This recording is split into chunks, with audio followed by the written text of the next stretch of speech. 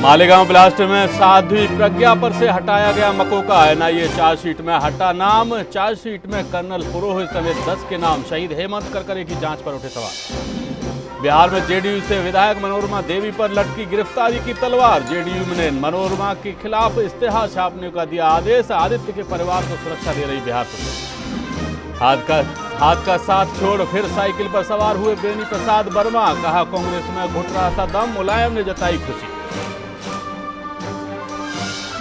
और नहीं रहे निरंकारी बाबा हरदेव सिंह। कनाडा में सड़क हादसे में बाबा की मौत। देश विदेश में शोक में डूबे अनुयायी।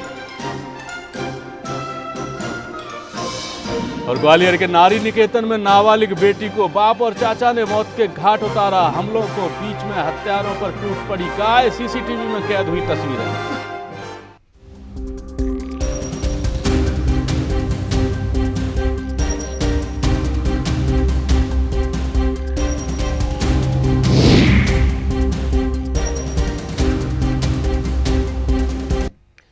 नमस्कार, आप देख रहे हैं A to Z न्यूज और मैं हूं हीरेंद्र राठौड़। स्वागत है आपका हमारी खास पेशकश बेगुनाह में। जी हां, 29 सितंबर 2008 को मालेगांव में हुए बम धमाके के आरोप में पिछले 8 साल से जेल में बंद साध्वी प्रज्ञा ठाकुर को एनआईए ने क्लीन चिट दे दी है। एनआईए की तरफ से दाखिल की गई चार्जशीट में साध्वी प्रज्ञा पर से मकोका भी हटा लिया गया है। तो क्या वाकई साध्वी प्रज्ञा मालेगांव ब्लास्ट में गुनहगार नहीं थी? क्या उन्हें साजिशन इस मामले में फंसाया गया है? इसी पर आज की हमारी खास पेशकश है बेगुनाह।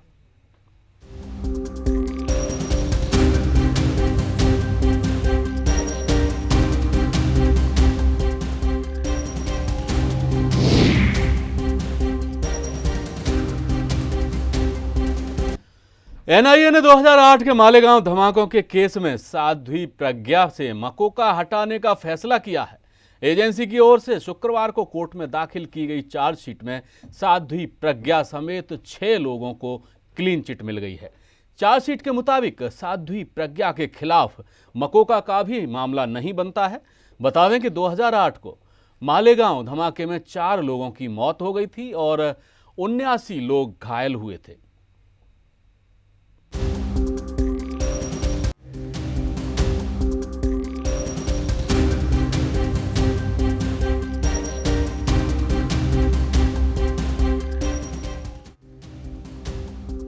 उनतीस सितंबर 2008 को मालेगांव में हुए धमाकों के आरोप में पिछले 8 सालों से जेल की सलाखों में कैद साध्वी प्रज्ञा ठाकुर जल्द रिहा हो सकती हैं।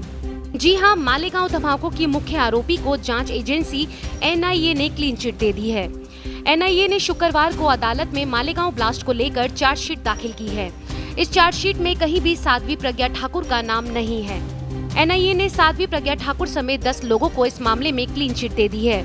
आपको बता दें कि क्लीन चिट दिए जाने के बाद अब इन सभी लोगों पर से मकोका हटा लिया जाएगा। चार्जशीट में मालेगांव ब्लास्ट में तत्कालीन एटीएस चीफ शहीद हेमंत करकरे की जांच को लेकर भी सवाल उठाए गए हैं। चार्जशीट दायर होने के बाद एनआईए ने कहा कि सारी बातें चार्जशीट में दर्ज हैं और हमने उसी के हिसाब से कार्रवाई की है।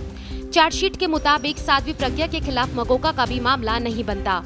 साध्वी प्रज्ञा को क्लीन चिट दिए जाने के बाद से अब साध्वी प्रज्ञा के जेल से रिहा होने के रास्ते भी खुल जाएंगे। यानी अब 8 साल बाद साध्वी प्रज्ञा जेल से बाहर आ सकती हैं। चार्जशीट में हेमंत करकरे की जांच में कई खामियां होने के साथ साथ ही गवाहों पर दबाव बनाए जाने की बात भी सामने आई है। इसमें से एक बड़ा खुलासा ये भी किया गया है कि कर्नल पुरोहित को गिरफ्तार करने से पहले उनके घर में विस्फोटक रखा गया था और उनके घर में ये विस्फोटक किसी और ने नहीं, खुद एटीएस ने रखवाया था ताकि उन्हें फंसाया जा सके। साथ ही ये भी बात सामने आई है कि कर्नल पुरोहित के खिलाफ जो भी सबूत पेश किए गए थे वो सब झूठे थे। एनआईए की चार्जशीट में ये भी खुलासा हुआ है कि उस वक्त चश्मदीदों पर दबाव बनाकर बयान लिए गए थे। एनआईए के मुताबिक साध्वी प्रज्ञा समेत सभी आरोपियों के खिलाफ मकोका हटाकर गैर इरादतन हत्या का मामला चलाया जाएगा। वहीं एनआईए ने मामले पर कुछ भी कहने से इनकार कर दिया है। एनआईए ने साफ कर दिया है कि चार्जशीट को लेकर वो जल्द प्रेस कॉन्फ्रेंस कर पूरी बात रखेंगे। साध्वी प्रज्ञा के वकील ने आशा जताई है कि एनआईए की जो रिपोर्ट सामने आई है वह सच ही होगी और साध्वी जल्द बरी होंगी। आपको बता दें कि 29 सितंबर 2008 को मालेगांव में हुए बम धमाकों में 4 लोगों की मौत हुई थी और 80 से ज्यादा लोग घायल हुए थे। महाराष्ट्र एटीएस ने तब अपनी तहकीकात के बाद हिंदू संगठनों से जुड़े लोगों को गिरफ्तार किया था, जिसमें साध्वी प्रज्ञा ठाकुर प्रमुख है। इसके अलावा कर्नल पुरोहित को भी इस मामले में गिरफ्तार किया गया था। Bureau report A2Z news. और आइए आपको बताते हैं कि इस वक्त के बड़े सवाल क्या हैं।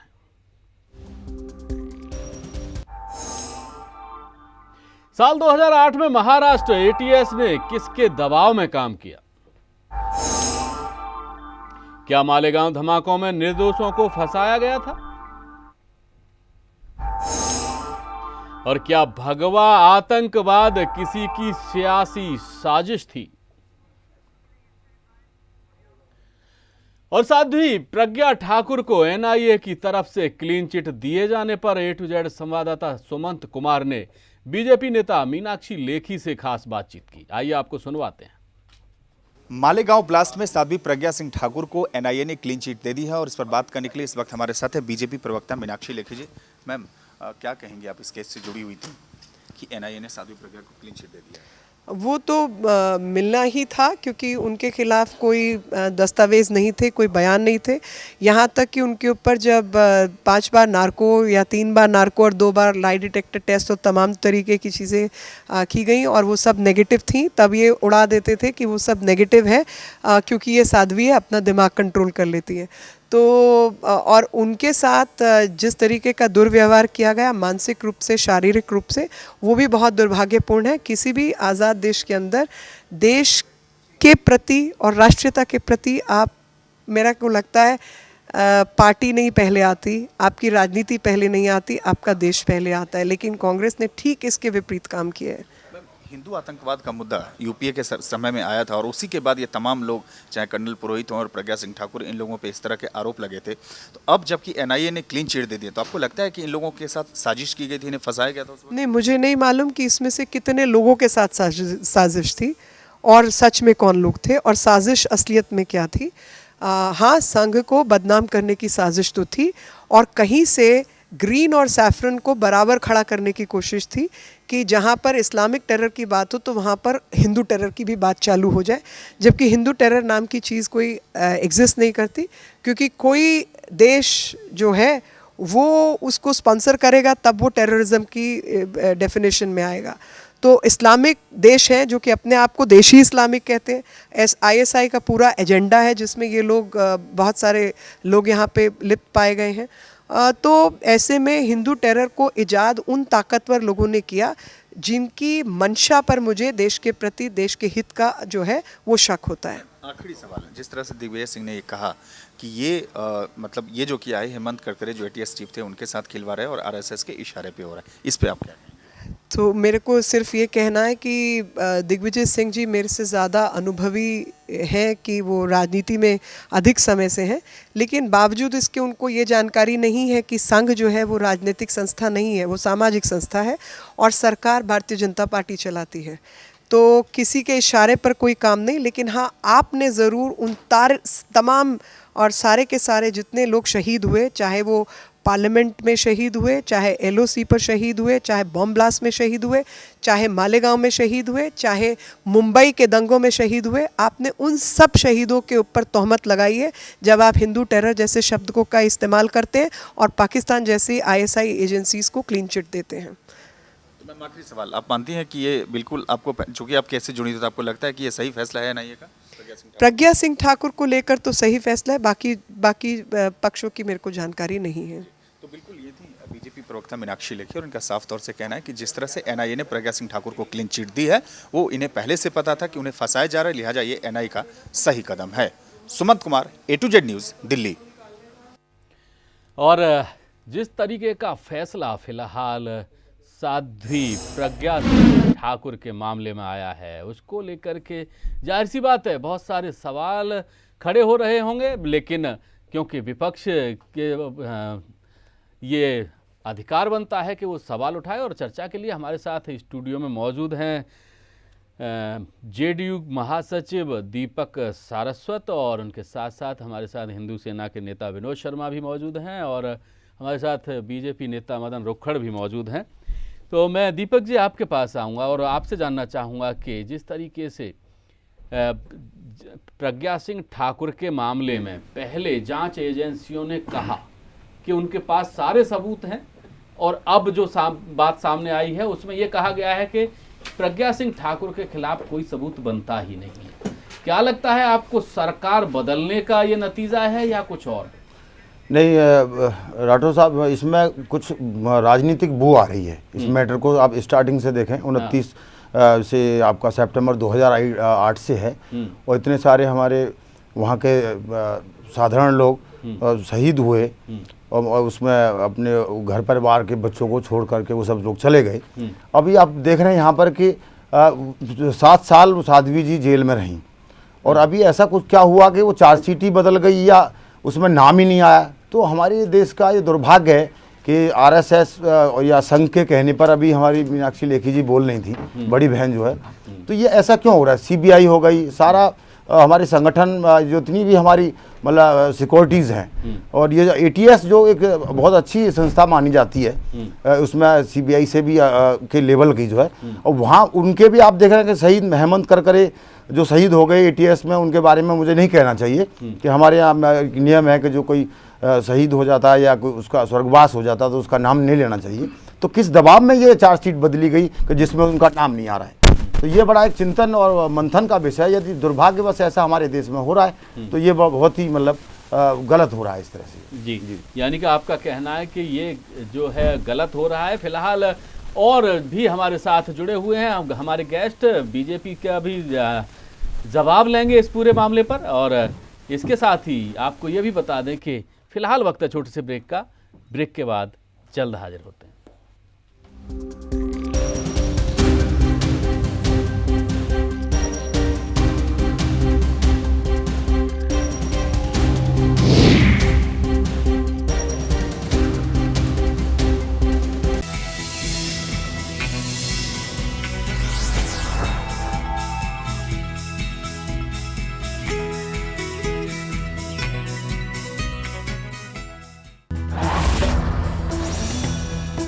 नई उम्मीद, नया जोश, जोश मोबाइल।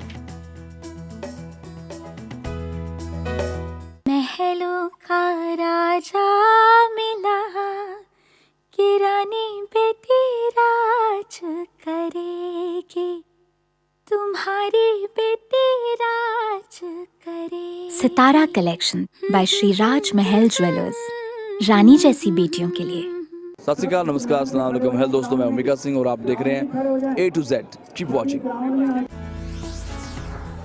अब आपका लोकप्रिय channel A to Z news mobile application पर भी उपलब्ध।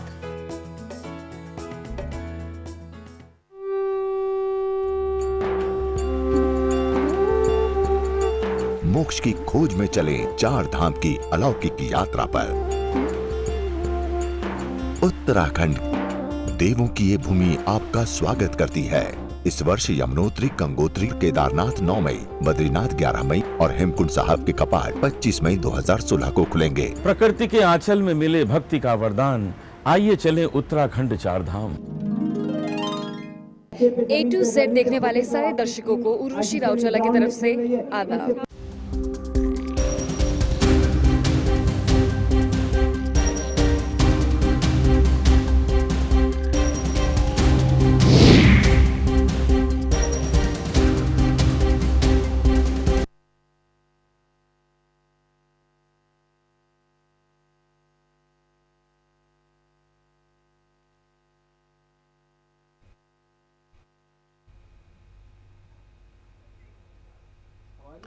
ब्रेक के बाद फिर से आपका स्वागत है। और साध्वी प्रज्ञा सिंह ठाकुर को फिलहाल एक जो उनके ऊपर आरोप लगाए गए थे उनसे राहत मिलती हुई नजर आ रही है। और A to Z संवाददाता सुमंत कुमार ने कांग्रेस सांसद गोगोई से बातचीत की, आइए आपको वो भी सुनवाते हैं। सांसद गौरव गोगोई इस वक्त हमारे साथ हैं। गौरव, जिस तरह से NIA ने साध्वी प्रज्ञा को क्लीन चिट दी है, क्या कहना है कांग्रेस पार्टी का? देखिए, हम भारत में जो भी आतंकवाद के घटनाएं हुए हैं, किसी प्रकार का जो उन पे जो कार्य चल रहा है उस पे हम किसी प्रकार का डाइल्यूशन और किसी प्रकार का हम कॉम्प्रोमाइज़ नहीं चाहते। मालेगांव के 2008 के जो कांड में बहुत लोगों की हत्या हुई, पूरे देश के पर एक आघात हुआ है। लेकिन लगता है कि ये सरकार जब आने के बाद ही उन्होंने एक सोच बना ली है कि मालेगांव में जो भी लोग व्यक्ति ऐसे हैं जिनका बैकग्राउंड एबीवीपी या किसी आरएसएस एफिलिएटेड संगठन से है, तो उनको क्लीन चिट दे देना चाहिए। और ये प्रक्रिया शुरुआत हो गई थी। पिछले साल भी हमने देखा कि सरकार के ही जो पब्लिक प्रोसिक्यूटर हैं उन्होंने बयान में कहा है कि उन पे दबाव डाला जा रहा है कि वो इस केस में थोड़ा हल्का जाए, सीरियसली इन्वेस्टिगेशन ना करें। और आज हम देख रहे हैं कि जो हम मुद्दा उठा रहे थे कि 1 साल में, आज वो दिन आ गया है, क्लीन चिट मिल गया है। ऐसी एक गंभीर बात पे किस वजूद पे मिला है। और हम ये भी आज दुख प्रकट करते हैं कि जो भारत के जो एक वीर पुलिस ऑफिसर हेमंत करकरे, जिन्होंने अपनी जीवन की बलिदान दी मुंबई के आतंकवाद में, आज उनके चरित्र पे प्रश्न उठाए जा रहे हैं। मुझे लगता है ये बहुत ही दुर्भाग्य है और शायद हेमंत करकरे की आत्मा को आज बहुत चोट पहुंची है। आज शायद सबके सामने दोबारा उनकी हत्या हुई है। गौरव, बीजेपी का ये कहना है कि इन लोगों को यूपीए सरकार के वक्त जो हिंदू टेररिज्म शब्द इजाद गया था, इसके तहत उनको फंसाया गया, फ्रेम किया गया और ये लोग निर्दोष थे। देखिए, हम चाहते हैं कि अगर कोई टेररिज्म में अगर इन्वेस्टिगेशन में किसी का नाम आता है तो ना उसके धर्म को देखा जाएगा, ना किस वो संगठन के वो देखा जाएगा। वो चाहे जितनी भी बड़े शक्तिशाली संगठन के क्यों ना हो, उनके साथ जितने भी बड़े बड़े नेताओं, मध्य प्रदेश के नेताओं क्यों ना जुड़े हुए हों। आपको याद होगा कि उस समय उमा भारती जी ने भी बहुत इनका नाम लिया था। पर इन टेररिज्म के ऊपर कोई कॉम्प्रोमाइज़ नहीं हो सकता और यही हम चाहते हैं कि निष्पक्ष भाव में इन्वेस्टिगेशन हो। लेकिन इस सरकार ने तो इन्वेस्टिगेशन से पहले ही अपने मन ठान लिया था इनको क्लीन चिट देना। सरकार का और इसी वजह से बेशक दबाव है। आज एनआईए आज खोखली हो चुकी है और ना एनआईए के अलावा अब हम चाहते हैं, कांग्रेस ने पिछले साल भी ये मांग की है, पिछले 1-2 साल से, कि सुप्रीम कोर्ट मॉनिटर्ड प्रोब होना चाहिए, क्योंकि मालेगांव बहुत ही एक संवेदनशील जगह है जिसमें एक नहीं बहुत बार आतंकवाद की ऐसे घटनाएं हो चुकी हैं। तो पूरा एक इन्वेस्टिगेशन हो, किसी को भी क्लीन चिट ना दिया जाए जब तक पूरा सबूत सामने नहीं आता। बिल्कुल, तो ये थे कांग्रेस सांसद गौरव गोगोई और इनका साफ तौर से कहना है कि जिस तरह से एक के बाद एक इन तमाम लोगों को जो आरएसएस या बीजेपी या फिर आरएसएस के जो संस्था है उनसे जुड़े हुए हैं उनको क्लीन चिट दी जा रही है। कांग्रेस का साफ तौर से कहना है कि कांग्रेस ये चाहती है कि सुप्रीम कोर्ट के निगरानी में इस पूरे मामले की जांच हो ताकि ये तथ्य सामने आए। Sumant Kumar, A to Z news, Delhi.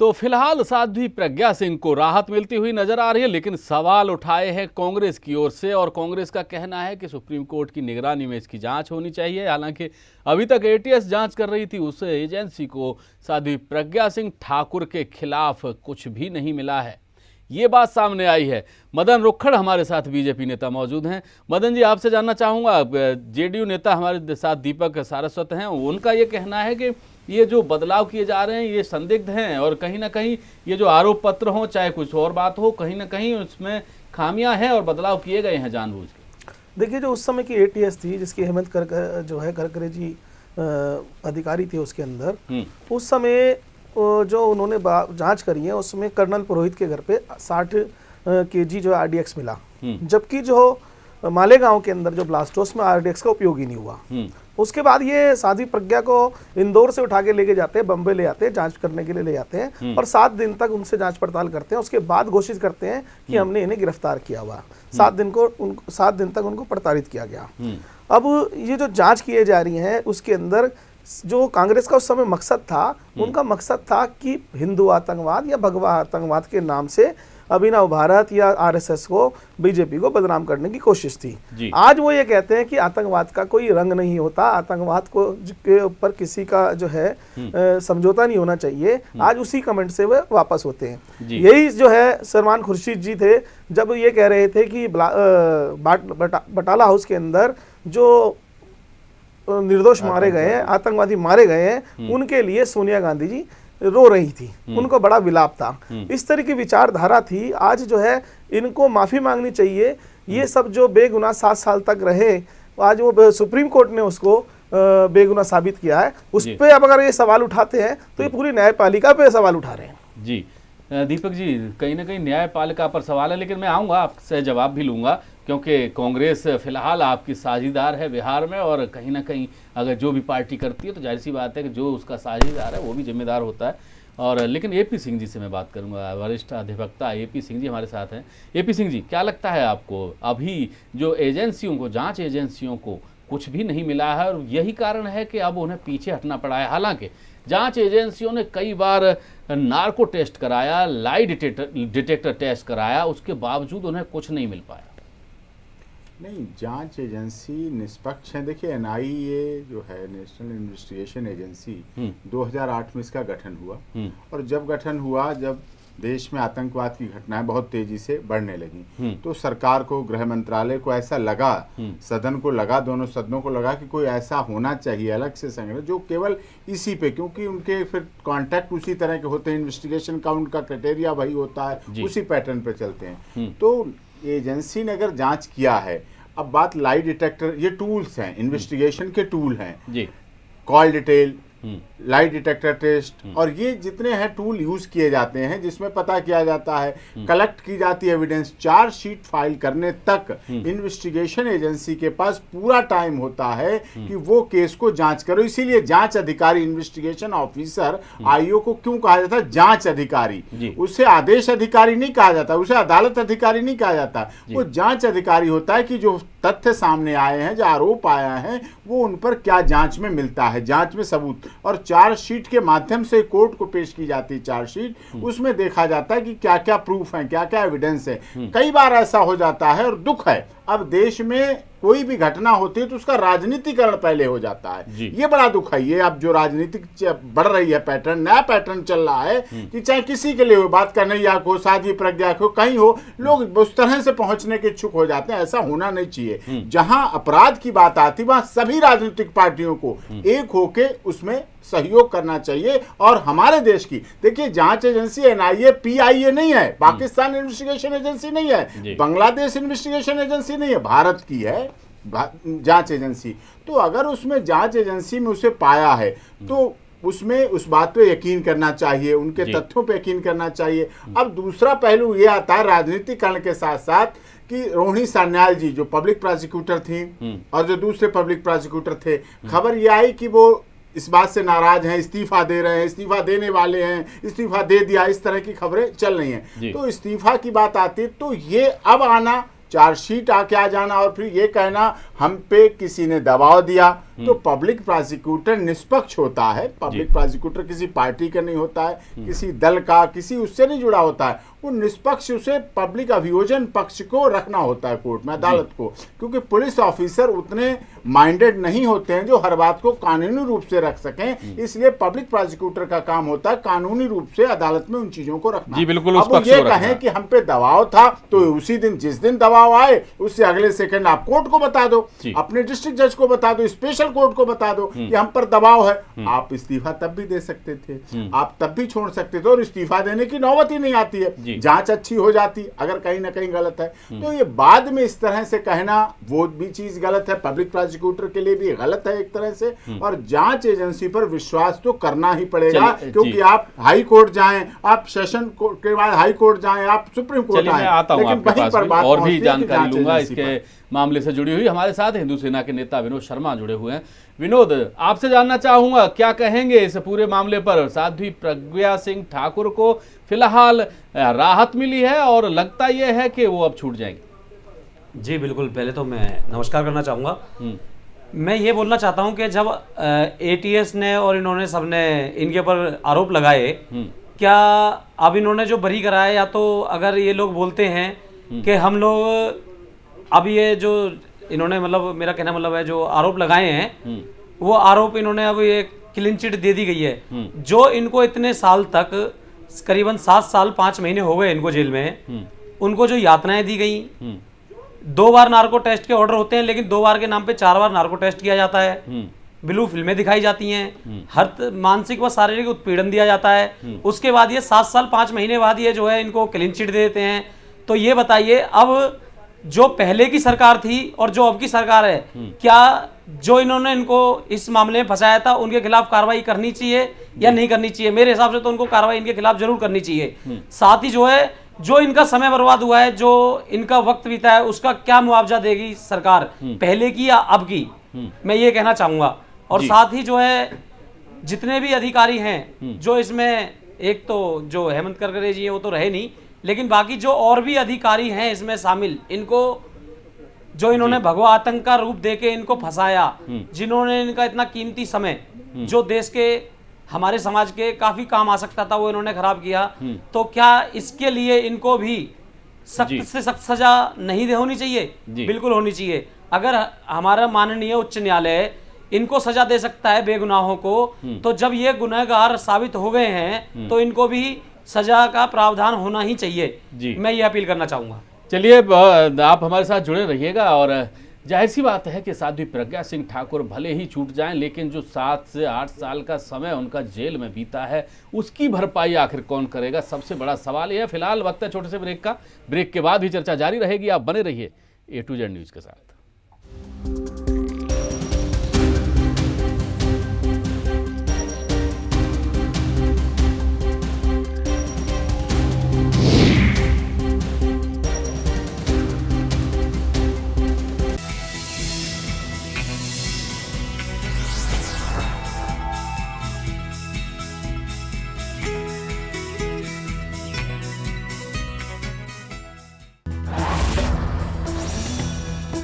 नई उम्मीद, नया जोश, जोश मोबाइल। महलों का राजा मिला कि रानी बेटी राज करेगी, तुम्हारी बेटी राज करेगी। सितारा कलेक्शन बाय श्री राज महल ज्वेलर्स, रानी जैसी बेटियों के लिए। सत श्री अकाल, नमस्कार, अस्सलाम वालेकुम। हेलो दोस्तों, मैं ओमिका सिंह और आप देख रहे हैं A to Z। Keep watching. अब आपका लोकप्रिय channel A to Z news mobile application पर भी उपलब्ध। आप किसे चुने, नसाका या बीमारियां? A to Z देखने वाले सारे दर्शकों को उर्वशी राउचला की तरफ से आदाब।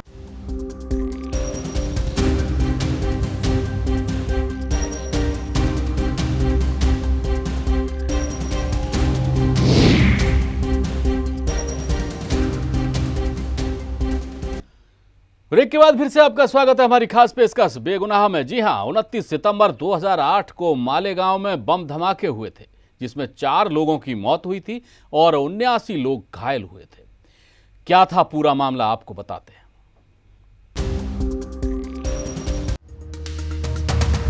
2008 मालेगांव धमाकों में साध्वी प्रज्ञा ठाकुर का नाम NIA की तरफ से चार्जशीट में शामिल न करने पर सियासत चरम पर है।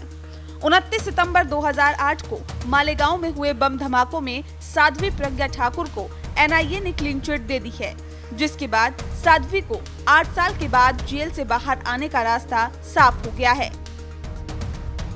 आपको बता दें कि साल 2008 में मालेगांव में हुए ब्लास्ट में साध्वी प्रज्ञा ठाकुर को साजिश रचने के आरोप में गिरफ्तार किया गया था। 29 सितंबर 2008 को महाराष्ट्र और गुजरात में 3 बम धमाके हुए, जिनमें 4 लोगों की मौत हो गई और 79 लोग घायल हो गए। इस मामले में साध्वी प्रज्ञा समेत 14 लोगों पर आरोप लगे थे। वहीं अब दाखिल की गई चार्जशीट में साध्वी प्रज्ञा के साथ ही कर्नल प्रसाद पुरोहित को भी क्लीन चिट दे दी गई है। इसके साथ ही इस चार्जशीट में ATS के पूर्व चीफ हेमंत करकरे की भूमिका पर भी सवाल उठाए गए हैं। साथ ही कहा गया है कि साध्वी प्रज्ञा के खिलाफ कमजोर सबूत है, जिसकी वजह से उन पर लगा मकोका भी हटाया जा चुका है। 2 मालेगांव में हुए बम धमाकों में महाराष्ट्र ATS ने अपनी तहकीकात के बाद हिंदू संगठनों से जुड़े लोगों को गिरफ्तार किया था, जिसमें साध्वी प्रज्ञा प्रमुख है। इसके अलावा सेना से जुड़े कर्नल पुरोहित को भी मामले में गिरफ्तार किया गया था। 2008 में हुए धमाके के मामले में ATS की जांच में अभिनव भारत संस्था का नाम सामने आया था। इस मामले में स्वामी असीमानंद कर्नल पुरोहित सहित साध्वी प्रज्ञा सिंह को गिरफ्तार किया गया था। असीमानंद ने अपने इकबालिया बयान में सुनील जोशी का नाम लिया था। बताया जाता है कि सुनील जोशी ने इस हमले के बारे में कहा था कि उनके लड़कों ने ये काम किया था। बाद में सुनील जोशी की हत्या हो गई थी। पुलिस उन्हें गिरफ्तार नहीं कर पाई थी। इसके बाद मामले में नया मोड़ तब आया जब असीमानंद के बयान के बाद राष्ट्रीय जांच एजेंसी ने 4 दूसरे लोगों को मामले में आरोपी बनाया और उसके खिलाफ 25 मई 2013 को एनआईए के स्पेशल कोर्ट में आरोप पत्र दायर किया। तब से ये मामला उलझा हुआ है। साध्वी पर मालेगांव में हुए धमाकों की साजिश रचने का आरोप है। धमाकों में 4 लोगों की मौत हो गई थी। प्रज्ञा ठाकुर को 23 अक्टूबर 2008 को गिरफ्तार किया गया था। साध्वी पर राष्ट्रीय स्वयंसेवक संघ के प्रचारक सुनील जोशी की हत्या का भी आरोप है। इसमें प्रमुख षड्यंत्रकारियों में साध्वी प्रज्ञा सिंह ठाकुर, पुरोहित और स्वामी दयानंद पांडे का नाम शामिल है। मामले के अन्य आरोपियों में राकेश धावड़े, रमेश उपाध्याय, श्यामलाल साहू, शिवनारायण कलसांगरा, सुधाकर चतुर्वेदी, जगदीश महात्र, समीर कुलकर्णी और अजय राहिकर शामिल हैं। Bureau report A to Z news. जी हां, मालेगांव धमाकों में 4 लोगों की मौत हुई थी और 79 लोग गंभीर रूप से घायल हुए थे और इसी को लेकर के साध्वी प्रज्ञा सिंह ठाकुर की गिरफ्तारी हुई थी। उनके खिलाफ जांच हुई, लेकिन उस जांच में ऐसे सबूत नहीं मिले जिनको लेकर के प्रज्ञा सिंह ठाकुर और उन जो दूसरे आरोपी थे उनके खिलाफ मकोका लगाया जाए या फिर उनके खिलाफ कठोर कोई कार्रवाई की जाए। एपी सिंह जी, विनोद शर्मा अभी सवाल उठा रहे थे कि जो ये 7-8 साल एक तरीके से जेल में गए हैं उनके, प्रज्ञा सिंह के या दूसरे जो आरोपी हैं, अगर ये आरोप साबित नहीं हो पाते हैं तो क्या ऐसी भी व्यवस्था है कि जो भी जांच एजेंसी से जुड़े हुए लोग थे या फिर जो आरोप लगाने वाले लोग थे, क्या उनके खिलाफ भी कोई कार्रवाई हो सकती है? नहीं, कानून में दूसरे तरह से है। जो एक्यूज है वो बरी होता है, डिस्चार्ज, इसमें तो डिस्चार्ज वाली स्थिति है, तो वो अपना मांग सकता है इन्वेस्टिगेशन एजेंसी से। कुछ साइटेशन ऐसी हैं जिनमें इन्वेस्टिगेशन एजेंसी को पेनलाइज भी किया गया है, ऐसे हैं मामले, क्योंकि देखा गया है justice delay is a justice denial. देर से मिला गया न्याय न्याय रहता ही नहीं है। यही प्रज्ञा ठाकुर, क्या यही प्रज्ञा ठाकुर तो एक अकेली इकलौती नहीं मिसाल है। इस देश में ऐसे कितने जेलों में लोग सड़ रहे हैं जिसके लिए भी एक तरह से जो हमारे चीफ जस्टिस TS ठाकुर साहब के जो आंसू निकल पड़े थे वो इसके पीछे भी थे, क्योंकि वो भी देखते हैं, हम लोग भी देखते हैं सुप्रीम कोर्ट में 8 साल 10 साल 15 साल 20 साल में एक बात आती है और बाद में वो एक्यूटल हो जाता है। उसका जीवन खत्म हो चुका होता है, उसका परिवार खत्म हो चुका होता है। जैसे प्रज्ञा ठाकुर कैंसर की पेशेंट हो चुकी हैं, इस समय भोपाल के हॉस्पिटल में अंडर ट्रीटमेंट चल रही काफी दिनों से। तो जीवन में कुछ बचता नहीं है इतने सालों के बाद। अगर उससे कह भी दिया जाए कि तुम बरी हो, तुम पर आरोप झूठे थे, तो उसके चेहरे से एक हल्की सी मरती हुई सी मुस्कुराहट निकलती है, अच्छा मैं बरी हो गया। बस उसे यकीन सा नहीं होता है। 8-10 साल उसने जीवन में बिता लिया, साल में जो उसके अपने छूट चुके हैं, जहां उसे पहुंचना चाहिए थे वहां वो नहीं थे, तो वो चीजें काफी गैप हो जाता है, उसको भरा नहीं जा सकता। ये हमारे देश की कमी। इसके पीछे कारण क्या है? इन्वेस्टिगेशन एजेंसी पुअर क्यों है? हमारे पास लेबोरेटरी नहीं है उतनी, हमारे पास इन्वेस्टिगेशन ऑफिसर्स उतने नहीं है, हमारे पास संसाधन नहीं है। कारण उसके पीछे क्यों नहीं है? और देशों में है, अमेरिका में है, विदेशों में बहुत जल्दी जांच एजेंसी हो जाती है, क्राइम किट बन जाती है, फटाफट सब कुछ होता चला जाता है। Hand to hand investigation agency को डॉक्यूमेंट मिलते चले जाते हैं, फॉरेंसिक लेबोरेटरी मिलती चली जाती है, उपलब्ध हो जाती है। कारण हमारा देश विकसित है, वो विकासशील। बात आती है विकसित और विकासशील। विकसित अमेरिका और देश है, विकसित है और हम विकासशील हैं। हम विकास की ओर बढ़ रहे हैं, अभी हम संघर्ष कर रहे हैं उसमें आगे बढ़ने की तरफ। इसलिए हमारे पास संसाधनों की कमी हो जाती है, जिसका खामियाजा निर्दोष लोगों को, दोषी है उसे तो नहीं फर्क पड़ता, लेकिन निर्दोष अगर जेल में रहता है तो निर्दोष लोगों को इस जो के देरी होती है किसी भी फैसले को लेकर के, जो अदालत में चलते हैं, जो उसमें देरी होती है, तो जाहिर सी बात है निर्दोष लोगों की जीवन पर बहुत ज़्यादा फर्क पड़ता है। एक सवाल मैं विनोद शर्मा से और लेता हूँ। विनोद शर्मा, क्या लगता है ये जो प्रज्ञा सिंह ठाकुर के को लेकर के एक भगवा आतंकवाद का एक जो शब्द शुरू हुआ था, या कहें कि एक इस तरीके की बात शुरू हुई थी, वो कहीं ना कहीं अब खत्म हो जाएगी? देखिए, ऐसा है हिरेंद्र जी, मैं एक बात बताना चाहूँ कि राजनीति के दबाव में आकर आप किसी को भी आतंकवाद का नाम नहीं दे सकते हैं। जब तक हमारे उच्च न्यायालय और सभी लोग बोलते हैं कि जब तक दोष साबित ना हो उसको कोई भी जामा पहनाने का हक किसी को भी नहीं है जी, ठीक है। लेकिन ये हमारे देश पे जिसने 67 साल राज्य करा है उनका कार्य यही रहा है कि उनके रास्ते में जो भी आया है उनको इन्होंने हटाया ही है, चाहे कोई भी संत ले लो। एक समय ऐसा था जब इंदिरा गांधी के बहुत ही नजदीकी थे चंद्रा स्वामी जी, फिर कुछ समय बाद आसाराम जी भी आए, कई संत आए। जो भी संत इनको लगता है कि इनके ऊपर हावी होता जा रहा है उसको ये लोग जेल में डाल देते हैं, भगवा आतंक या भगवा के नाम पर बदनाम करके, और उनकी संपत्तियों पे इनकी नजर रहती है जो इन्होंने शुरू से किया है आज तक। 67 साल में इन्होंने ऐसा एक भी कार्य बताइए जो आज तक हिंदू समाज के लिए अच्छा करा हो। आज तक ये सिर्फ वोटों की राजनीति करते आए हैं, और वोटों की राजनीति में इनको कामयाबी हासिल करने के लिए किसी को भी जिम्मेदार ठहराना पड़े तो ये बिल्कुल भी नहीं चूकते हैं। और इनका तो एक ही तरीका है बस कि जो इनके रास्ते में होगा उसे ये हटा देंगे, चाहे कैसे भी हो। क्योंकि मैं बताऊं, कुछ हमारे जो माननीय जज हैं वह भी जो है इन्हीं के द्वारा प्लांट किए जाते हैं ऐसे मुद्दों पे। उनका जो है कार्यकाल खत्म होने के बाद भी उनका कार्यकाल बढ़ा दिया जाता है। तो यानी कि यही है कि उसको जो है जब तक पूरा जामा नहीं पहना देंगे, ये उसको लास्ट स्टेज पे नहीं पहुंचा देंगे, ये बिल्कुल भी उसको हटाते नहीं हैं। जो इनके इशारों पर कार्य करता है उसका ये पूरा समर्थन करते हैं, ठीक है। दूसरी बात मैं ये बोलना चाहूंगा कि भगवा आतंकवादी है क्या, पहले ये बताएं मेरे को, भगवा का मतलब क्या है। अगर हम जय श्री राम बोल दें तो हम बहुत ही ज्यादा आरएसएस और बीजेपी के साथ जोड़ दिए जाते हैं। कोई अपने भगवान का नाम लेकर किसी पार्टी को कैसे प्रदर्शन कर रहा है, पार्टी का प्रचार कैसे कर रहा है, अपने आराध्य का नाम लेकर किसी पार्टी का प्रचार कैसे हो जाएगा, ये मेरे को एक बार कोई भी बता दे तो मैं। चलिए मैं आता हूं आपके साथ पास दोबारा आता हूं। विनोद शर्मा जी, मदन जी, आपसे ही जानना चाहूंगा मैं कि अब क्योंकि साध्वी प्रज्ञा ठाकुर को कहीं ना कहीं अब रिहाई मिल ही जानी है, लेकिन जो 7-8 साल उनके खराब हुए, बर्बाद हुए, हालांकि अभी फिलहाल वो बीमार हैं, इलाज चल रहा है उनका, इसके बावजूद बीजेपी और आरएसएस को भी कहीं ना कहीं घेरने की कोशिश की थी उस समय विपक्ष ने, जब 2008 में जो धमाके हुए थे उसके बाद साध्वी प्रज्ञा सिंह ठाकुर को गिरफ्तार किया गया था, कर्नल पुरोहित को गिरफ्तार किया गया था, और भी जो आरोपी हैं उनको गिरफ्तार किया गया था। कहीं ना कहीं बीजेपी ये जो कांग्रेस की सबसे नजर आ रहे हैं, ये काम जो किया कांग्रेस की सबसे बड़ी गलती थी, जिसके लिए सुशील शिंदे जी को उस समय के होम मिनिस्टर ने सदन में माफी भी मांगी थी। भगवा आतंकवाद का जो नाम उपयोग किया गया, देखिए अभिनव भारत है, आरएसएस है, ये जो आतंकवादी नेटवर्क बता रहे थे, आतंकवादी नेटवर्क यदि पकड़ा माना जाता है, ISI होता है, जैश ए मोहम्मद होता है, लश्कर तैयबा होता है, इंडियन मोहिजुद्दीन होता है, इस तरीके के नेक्सस पकड़े जाते हैं। भारत के अंदर हिंदू आतंकवाद का कोई भी नेक्सस आज तक नेटवर्क नहीं पकड़ा गया। और आपको बताऊं, हमारे देश में 5 लाख कश्मीरी पंडित देश से बाहर कर जाते हैं, उसके बाद भी कश्मीरी पंडित कोई आतंकवाद नहीं करता, कोई विद्रोह नहीं करता। हिंदू तो इतना सहनशील है, हम पिछले 5000 वर्षों से किसी भी राष्ट्र पर हमने आज तक हमला नहीं किया।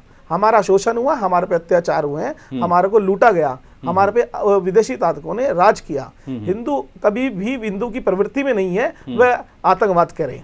चलिए हमारे साथ दूसरे मेहमान कांग्रेस के नेता तकी अहमद भी जुड़ गए हैं, उनसे भी बात कर लेते हैं। तकी अहमद जी, मैं जानना चाहूंगा आपसे, क्या कहना चाहेंगे? साध्वी प्रज्ञा ठाकुर पर आरोप लगे थे कि वो आतंकवादी हैं और मालेगांव ब्लास्ट में वो शामिल थी, उनके कई सहयोगी शामिल थे, लेकिन अब उन सारे आरोपियों पर से मकोका हटाना पड़ा है जांच एजेंसियों को, क्योंकि उनके खिलाफ सबूत नहीं मिल पाए हैं।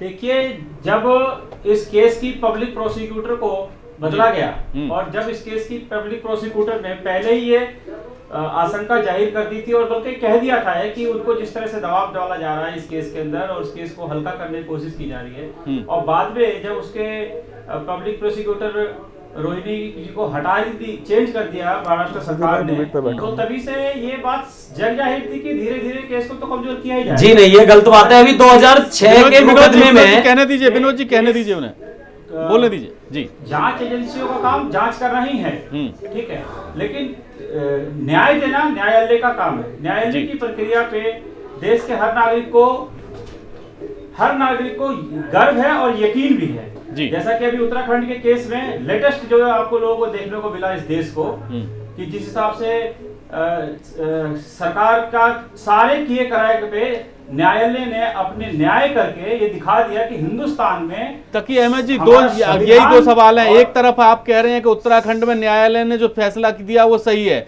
और एक तरफ आप इस फैसले को गलत बता रहे हैं, ये तो दोनों कॉन्ट्राडिक्टरी हो गया साहब। नहीं है सर, ये न्यायालय का फैसला नहीं जी है। बिल्कुल, जांच एजेंसी का है ना। जांच एजेंसी ने अभी हिरेंद्र जी अभी विनोद जी आता हूँ आपके पास, विनोद जी आता हूँ आपके पास। कोर्ट ने फ्री नहीं किया, सुप्रीम कोर्ट ने भी कहा जी बिल्कुल फ्री नहीं किया ना सर जी, ठीक है। लेकिन मकोका हटाने की सिफारिश हो गई है सर। मकोका हटाने की सिफारिश कोर्ट ने करी है क्या? नहीं, जांच एजेंसी करती है, जाहिर सी बात सर। तो जांच एजेंसियों के द्वारा पकड़े गए तो इस देश के अंदर कितने ही सबूत हैं जिसमें लोग कई साल में छूटते हैं और कई ऐसी चीजें आई हैं इस देश के अंदर जांच एजेंसियों के द्वारा कि जिसके ऊपर बहस करने लग जाए तो एक अलग से बहस करना पड़ जाएगा जी। बस हम तो इस चीज पे बहस कर रहे हैं कि जो इस मोटरसाइकिल वहां से पकड़ी गई थी वो महाराष्ट्र में इन्हीं के नाम से रजिस्टर्ड थी। दूसरी चीज 8 साल से जब ये केस चल रहा है, हेमंत करकरे के टाइम पे इसकी चीज के लिए पूरा चार्जशीट दाखिल की गई थी। ये सारा केस ऐसा तो नहीं है ना कि बिल्कुल क्या कहते हैं हवा में केस था जी। बिल्कुल 4 लोग मरे थे, 80 लोग घायल भी हुए थे, ठीक है। मेरे इस डिबेट को मैं किसी और रूप में नहीं ले जा रहा। मैं ये नहीं कह रहा कोई भगवा आतंकवाद होता है या कोई आतंकवाद होता है। मैं तो कहता हूँ कोई कलर का आतंकवाद नहीं होता जी। बिल्कुल ये कोई कहना ही नहीं है कि कोई आतंकवाद कलर का होता है। हाँ। ये उस बच्चे से पूछो जब उसका किसी माँ का बेटा चला जाता है, वो उस वक्त नहीं देखती कि वो कौन से धर्म का गया क्या नहीं गया है, ठीक है। जब उसको रोटी कमानी पड़ती है उस समय याद नहीं आता धर्म, उस समय याद आता है पेट पहले भरने चाहिए। हाँ। एक भिखारी वही भिखारी मंदिर के आगे भीख मांगता है, मैं उसी भिखारी को मस्जिद के आगे भीख मांगते भी दिखा दूंगा जी। वो ये नहीं कहता ना कौन सा मुझे भीख में कौन सी रोटी मिलेगी, ठीक है।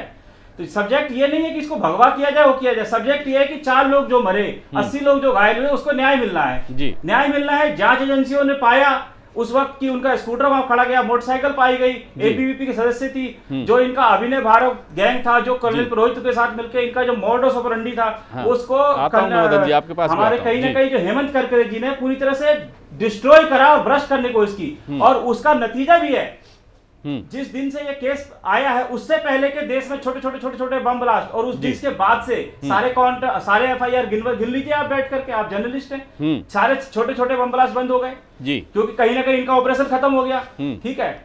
अब ये सरकार जो है, ठीक है, हम ये नहीं कह रहे सरकार की नीयत पे हमें पूरी तरह से यकीन नहीं है, ठीक है, लेकिन न्यायपालिका अपना काम कर रही है जी। चलिए जी, बिल्कुल न्यायपालिका अपना काम कर रही है। मैं तकी जी आता हूं आपके पास, दोबारा से आऊंगा मैं आपके पास। मदन जी आपका भी जवाब लूंगा, लेकिन फिलहाल एक छोटा सा ब्रेक ले लेते हैं, जल्द हाजिर होते हैं।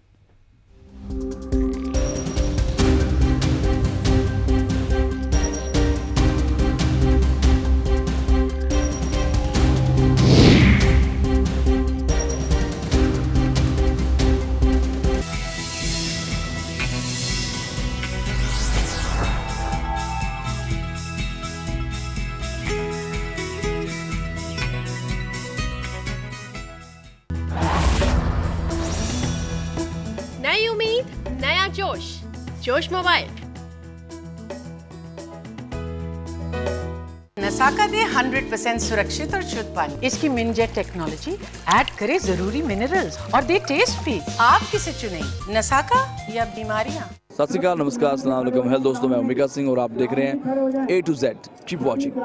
महलों का राजा मिला कि रानी बेटी राज करेगी, तुम्हारी बेटी राज करेगी। सितारा कलेक्शन बाय श्री राज महल ज्वेलर्स, रानी जैसी बेटियों के लिए। अब आपका लोकप्रिय channel A to Z news mobile application पर भी उपलब्ध। A to Z देखने वाले सारे दर्शकों को उर्वशी राउचाला की तरफ से आदाब।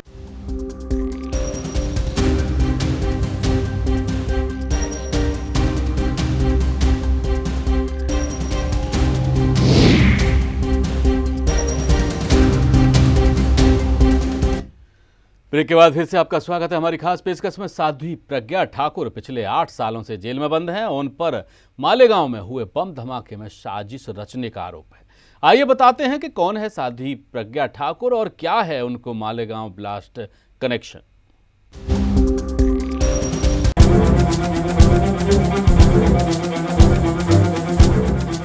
मालेगांव बम धमाकों में एनआईए की तरफ से क्लीन चिट पाने वाली साध्वी प्रज्ञा सिंह ठाकुर का जन्म भिंड जिले के लाहार कस्बे में हुआ। प्रज्ञा सिंह ने कॉलेज तक की पढ़ाई लाहार में ही पूरी की थी। साध्वी प्रज्ञा सिंह ठाकुर को कॉलेज के जमाने से ही मोटरसाइकिल का शौक था। प्रज्ञा के पिता सीपी ठाकुर लाहार के गल्ला मंडी रोड पर ही रहते थे और यहाँ एक क्लिनिक चलाते थे। ठाकुर राष्ट्रीय स्वयंसेवक संघ से जुड़े थे। महाराष्ट्र एटीएस ने साध्वी प्रज्ञा को इस आरोप के चलते गिरफ्तार किया था कि धमाके में इस्तेमाल की गई मोटरसाइकिल प्रज्ञा की है। हालांकि जांच के बाद पता चला कि प्रज्ञा ने उस मोटरसाइकिल का इस्तेमाल कभी किया ही नहीं। एनआईए को ऐसे कोई सबूत नहीं मिले हैं जिनसे ये कहा जा सकता है कि प्रज्ञा ने मालेगांव धमाकों की साजिश रची थी। एनआईए सूत्रों के मुताबिक जांच में सामने आया है कि धमाके के लिए काम में ली गई मोटरसाइकिल भले ही प्रज्ञा के नाम पर थी, लेकिन उसका इस्तेमाल रामचंद्र कल संग्रह करता था। 2006 से वो उस बाइक को चला रहा था। हो सकता है कि उसी ने इस बाइक का इस्तेमाल धमाके में किया हो। एटीएस ने इसी बाइक को आधार बताते हुए धमाके में साध्वी के शामिल होने की बात कही थी, लेकिन दूसरी तरफ इस मामले में साध्वी का कहना है कि एटीएस जिस बाइक के आधार पर उन्हें आरोपी बना रही थी वे उन्होंने मालेगांव धमाके से बहुत पहले अक्टूबर 2004 में ही मध्य प्रदेश के एक शख्स को 24,000 रुपए में बेच दी थी। साध्वी के मुताबिक अक्टूबर 2004 के बाद से ही उस LML फ्रीडम बाइक पर उनका कोई अधिकार नहीं था। इस पूरे घटनाक्रम में प्रज्ञा ठाकुर ने एटीएस पर आरोप लगाया है कि पूछताछ के दौरान अधिकारियों ने उनके साथ मारपीट की। इसके अलावा उनका लाई डिटेक्टर टेस्ट और नार्को टेस्ट बिना उनकी अनुमति के किया गया। ठाकुर के मुताबिक एटीएस ने आधिकारिक तौर पर उनकी गिरफ्तारी 23 अक्टूबर 2008 को दिखाई, जबकि उन्हें 10 अक्टूबर 2008 को ही एटीएस से अनौपचारिक तौर पर हिरासत में ले रखा था। Bureau report A to Z news.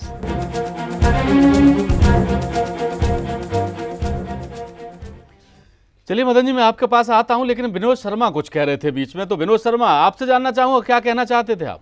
मैं ये कहना चाहता था अभी जैसे कुछ दिन पहले 2006 के जो आरोपी हैं जी, जो सारे मुसलमान थे, उन्हें जब छोड़ा गया तो सबने बोला कि ये हमारे उच्च न्यायालय ने बहुत अच्छा अपना फैसला सुनाया है। उस टाइम किसी को भी इस पे वो नहीं था, लेकिन जब हिंदू लोग छोड़े जाते हैं तो वो बोल देते हैं कि ये जो है सारा आज की जो सत्ता में पार्टी बैठी है उसकी मिली भगत है ये। तो अगर ये लोग मानते हैं कि अगर सत्ता वालों की मिली भगत इनसे होती है तो उस टाइम 2008 में कांग्रेस की सरकार थी, तो यानी कि उनकी भी मिली भगत रही होगी। तो इस पर ये लोग क्या कहेंगे, ये मैं इस पर स्पष्टीकरण चाहूंगा। चलिए खैर विनोद जी, कानून के सामने सब बराबर होते हैं और कानून के मामले में कोई हिंदू मुसलमान और धर्म का मामला शायद नहीं आता है, हमारा ऐसा मानना है। या फिर संक्षेप में मैं जानना चाहूंगा एपी सिंह जी, क्या ऐसा भी होता है कि धर्म के आधार पर फैसले होते हैं?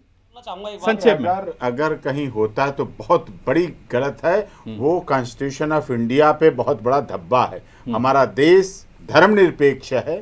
धर्म के संविधान की पहली जो लाइन है, प्रिम्बल है, उसमें कहा गया है कि धर्म की हम बात नहीं करेंगे। जब कोई अधिकारी शपथ लेता है तो कहा जाता है बिना किसी धर्म, भय, क्षेत्र, किसी भेदभाव का भेदभाव नहीं करेंगे। ये सबसे पहले सिखाया जाता है, पढ़ाया जाता है और शपथ दिलाई जाती है। ऐसा आधार पर देखा नहीं जाता है जनरली, लेकिन फिर भी राजनीति होती है। जब राजनीति होती तो आरोप और प्रत्यारोप के बिना तो राजनीति इस देश में हो ही नहीं सकती। चलिए, धर्म के आधार पर ही राजनीति होती है, जाहिर सी बात है। और सारी पॉलिटिकल पार्टीज जो हैं वो कहीं ना कहीं धर्म और जातियों का इस्तेमाल करती है। मदन जी, आप कुछ कह रहे थे?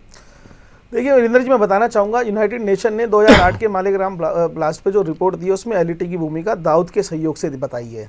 उसके बाद 2010 में समझौता ब्लास्ट हुआ जिसमें पाकिस्तान ने जैश के जो आतंकवादी संगठन है उसकी भूमिका जैश ए मोहम्मद ने ली है, उसकी जिम्मेवारी जो है जैश ए मोहम्मद ने ली है। तो ये इसके पीछे जो है बाहर की जो हमारी एजेंसियाँ हैं, जो विदेशी एजेंसियाँ हैं, वो अपने उनका खुलासा कर रही हैं। उसके बाद हमारे देश में चर्चा ये होती है कि इसके पीछे भगवा आतंकवाद है। देखिए, हमारे देश के ये बड़ा दुर्भाग्य है कि इस तरीके की जांच के लिए हमें सालों लग जाते हैं, जिसमें निर्दोष लोग जो है जेलों में सड़ते हैं। ये बड़ा जो है बड़ा गंभीर विषय है, दुखद विषय है, बड़ा गंभीर विषय है। ऐसा नहीं होना चाहिए। और जो जो आपको बताऊं आरडीएक्स जो आता है मैक्सिमम जो आता है समुद्र के रास्ते से आता है, इसीलिए महाराष्ट्र में ज्यादा ब्लास्ट हुए हैं। कश्मीर के रास्ते से इतना आरडीएक्स नहीं आ सकता। इसमें 60 किलो जो पुरोहित जी के कर्नल पुरोहित जी के घर पे इम्प्लांट करके जो उठाया गया 60 किलो आरडीएक्स पकड़ा गया, जबकि उस ब्लास्ट के अंदर आरडीएक्स का उपयोग नहीं हुआ। ये बहुत बड़ी बात थी। यानी कि दो अलग अलग चीजें के ब्लास्ट में आरडीएक्स इस्तेमाल नहीं हुआ और घर पर आरडीएक्स 60 केजी जो है बरामद हुआ दिखाया गया। अब वो सब आरोप झूठे साबित होते नजर आ रहे हैं, जैसा कि जांच एजेंसी की बात है। तत्कालीन गृह मंत्री जो शिंदे साहब थे उन्होंने भी अपने सम्मेलन में कहा था, इन तीनों समझौता ब्लास्ट मालेगांव और इन सब का कहा था कि इसके पीछे ये था कारण है। तो गृह मंत्री अब वो गृह मंत्री के हिसाब से भाषण दें तो ये बातें कहते अच्छी नहीं लगती है। कि राजनीतिक पार्टी के नेता के रूप में बोले तो वो बात चल सकती है कि आरोप लगा रहे हैं, हमारा तो काम है आरोप प्रत्यारोप लगाना। यहाँ पर बीच में जो जनता है, देश की जनता जो 126 करोड़ दिल रहते हैं, ये कोई देश ईंट गारे का बना हुआ नहीं है। गुवाहाटी से चौपाटी, कन्याकुमारी से कश्मीर तक लोग रहते हैं यहाँ, और आपका चैनल उत्तर भारत में बहुत देखा जाता है, तो लोग देख रहे हैं, इस बात को भी समझ रहे हैं कि कहीं ना कहीं इन नेताओं को अपने पदों को, जब पद की गरिमा जरूर रखना चाहिए, जो इनकी शपथ में दिखाया जाता है, मैं पद की गरिमा रखूंगा। दुख तो तब होता है जब बाटला हाउस के अंदर महेश शर्मा जी शहीद होते हैं, उसके बाद दिग्विजय सिंह का जो बयान आता है कि जो आतंकवादी मारे गए हैं वो बड़े निर्दोष हैं। ये पॉलिटिकल जो बयान आता है, ये हमारी जो है फोर्स को भी जो है उनका मोरल डाउन करता है। इसमें हमारे ये बड़ा देश के लिए दुर्भाग्य का आज विषय है कि हम लोग हिंदू मुस्लिम इस तरह की बातें करते हैं कि भगवा कर्ण, ये हमारा देश को आदरणीय प्रधानमंत्री मोदी साहब कहां ले जाना कांग्रेस का दिया हुआ है। नहीं, इसको कहां ले जाना चाहते हैं? ये शब्द कांग्रेस का दिया हुआ है और आपकी सहयोगी पार्टी है कि अभी वहां पर जो मुझे पता चला है और जो मैंने देखा है और सुना है और पढ़ा भी है मैंने कि वहां भी कोर्ट ने कोई ऐसा डिसीजन नहीं दिया। सुप्रीम कोर्ट ने वो तो चार्जशीट दायर करने का मतलब होता है, तो साहब उसी पर फैसला देगी जो जांच तो अभी चार्जशीट जो दायर की गई है उसमें उनका नाम नहीं है। 7-8 साल हो रहे तो एजेंसियों ने कैसे काम किया। चलिए तकी अहमद जी से यही चाहते हैं कि सुप्रीम कोर्ट उसमें आप हस्तक्षेप करे और दूध का दूध पानी का पानी। तकी अहमद जी से जान लेता हूं। तकी अहमद जी, क्या लगता है आपको कि सरकार बदलने का असर दिखाई दे रहा है क्या इस पूरे मामले पर? ये निश्चित रूप से सरकार बदलने का असर दिखाई दे रहा है, लेकिन इसको मैं पूरी तरह से भी नहीं मानता। ठीक है, वक्त बे वक्त ऐसा नहीं होता कि सभी अधिकारी, सभी जांच अधिकारी के हमेशा सरकार के दबाव में रहते हैं। मैं तो ऐसा मानता ही नहीं हूँ पहले सिस्टम ये जी। और ये महाराष्ट्र सरकार का जरूर इसके अंदर हस्तक्षेप है, पर ये जो थोड़े दिनों के लिए उन्होंने पब्लिक प्रोसिक्यूटर को जो चेंज किया है, बस ये वहीं से मामला संदेह में चला गया था कि ये, और उसका बजाते जो पब्लिक प्रोसिक्यूटर रोहिणी जी है, उन्होंने इसका प्रोटेस्ट भी किया है, न्यूज पेपर में भी उन्होंने अपने बयान दिए थे। और जब उन पर प्रेशर ही डालना शुरू कर दिया था तो फिर तो जाहिर सी बात था, पब्लिक प्रोसिक्यूटर का भी सिस्टम था। और सबसे बड़ी बात, ये तो बहुत देश के लिए बदकिस्मती है कि हेमंत करकरे जी शहीद हो गए। ये देश की बदकिस्मती है, वरना जो कंप्यूटर उन्होंने सीज किए थे फरीदाबाद के आश्रम से, और जो ये सिस्टम लैपटॉप सीज किए थे, वो कभी ना कभी किसी ना कहीं अधिकारी, दूसरा हेमंत करकरे अगर पैदा होगा तो आएगा ही आएगा बाहर। चलिए विनोद शर्मा, 30 सेकंड में क्या कहेंगे? मैं ये कहूँगा कि अगर ये बोलते हैं कि महाराष्ट्र सरकार अभी जो फिलहाल की है वो इसमें अपना समर्थन कर रही है, तो उस टाइम भी इनको आतंकवादी और इनके ऊपर जो केस लगाए गए उसी महाराष्ट्र की सरकार के हिसाब से ही लगाए गए होंगे। उस टाइम इन्हीं की सरकार थी। चलिए, सरकार की बदलने का भी असर हो सकता है क्या? ये तो खैर आपका जवाब मिल गया। मदन रुक्कड़, आप कुछ कह रहे थे। मैं कहना चाहता हूँ, ये आतंकवाद का कोई जो है जात नहीं होती, कोई रंग नहीं होता, लेकिन मैक्सिमम जो हमारे देश के अंदर आतंकवादी पकड़े जाते हैं, एक विशेष समुदाय से पकड़े जाते हैं। ये बड़ी गंभीर समस्या है हमारे देश के अंदर। अभी दिल्ली के अंदर ही चांदबाग से कुछ लड़कों को पकड़ा गया, उनकी इन्वेस्टिगेशन करके छोड़ दिया गया, लेकिन वो भी एक विशेष समुदाय से थे। इसको कवर करने के लिए उस समय वोट बैंक की राजनीति करने के लिए भगवा आतंकवाद का इस कांड को रूप दिया गया। जी दीपक, संक्षेप में। हाँ जी, इसका हमारी पार्टी जनता दल यू की तरफ से मैं बता रहा हूँ कि इस तरह से इसमें ये जिस तरह से देश की जनता को गुमराह किया जा रहा है, जांच एजेंसी पे सवाल उठा रहे हैं। हाँ, मैं एजेंसी की बात, ATS और ये कोई जांच एजेंसियां दूध की धुली नहीं है। राठौर साहब आप सीबीआई का आप रोल देख लीजिए कि आप माल्या जी को बाहर भगा दिया और अब उनको ढूंढ नहीं पा रहे हैं। अब अगर आपकी पार्टी केंद्र में होती है तो इसका मतलब आपकी पार्टी भी वही करती है। नहीं, वो नहीं करती है, मैं बता रहा हूँ। तो ये सारी जांच एजेंसियों को कठपुतली क्यों बनाया जा रहा है? 2008 के जांच एजेंसियों को कठपुतली बनाया जा रहा है। 2008 के अंदर एटीएस का गठन होता है, कांग्रेस के राज में होता है। बहुत बहुत शुक्रिया आप लोगों का, आप हमारे इस खास कार्यक्रम में शामिल हुए, आप लोगों ने अपनी बातचीत रखी। तकी अहमद आपका बहुत बहुत शुक्रिया, विनोद शर्मा आपका भी बहुत बहुत शुक्रिया, मदन मुखर्जी आपका भी बहुत शुक्रिया, दीपक सारस्वत आपका शुक्रिया और वरिष्ठ अधिवक्ता AP सिंह जी आपका भी बहुत बहुत शुक्रिया। जाहिर सी बात है, सवाल अब भी यही खड़े होते हैं कि आखिर जब प्रज्ञा सिंह ठाकुर को जो आरोप लगाए गए थे वो अब जांच एजेंसी ने मना कर दिया है कि उनके खिलाफ कोई सबूत नहीं है, तो आखिर जो पिछले 8 साल उन्होंने जेल में बिताए हैं और जो यातनाएं झेली हैं उसकी भरपाई आखिर कैसे होगी। फिलहाल आज की हमारी खास पेशकश में इतना ही। देश और दुनिया की खबरों के लिए आप देखते रहिए A to Z news. Hirendra Rathore को दीजिए इजाजत। नमस्कार।